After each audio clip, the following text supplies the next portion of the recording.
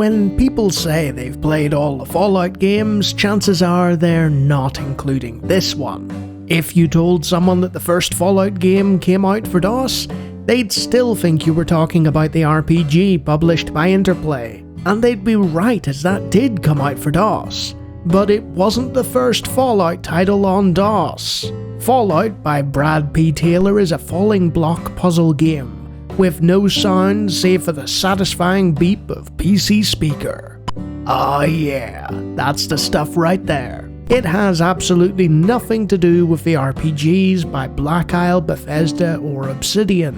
What it is, aside from unfortunately named, is a very capable falling block puzzle game, the spiritual successor to Taylor's own Beyond Columns, where much like Tetris, you have to match blocks together and make them disappear before the blocks get to the top.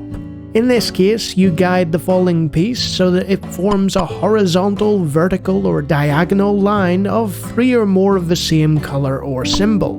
This makes them explode, because what's a Fallout game without some explosions? You can rotate, swap, or drop the piece down into place, and as your pile of blocks gets closer to the top, the game speeds up, which means you have to be more urgent with your play.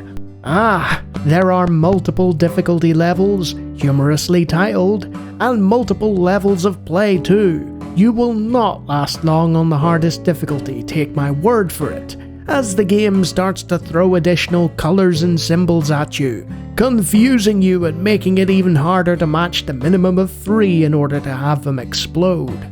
Fortunately, to aid your quest, like any good Fallout game again, there are also bombs, which when struck detonate and take a number of pieces with them. This was not Brad Taylor's legacy, however, as he had already helped create the Scum story system that powered all the classic LucasArts adventure games, as well as programming a notable series of edutainment titles, like Putt Putt, Freddy Fish, Pajama Sam, and Total Annihilation. Apparently he helped with that as well.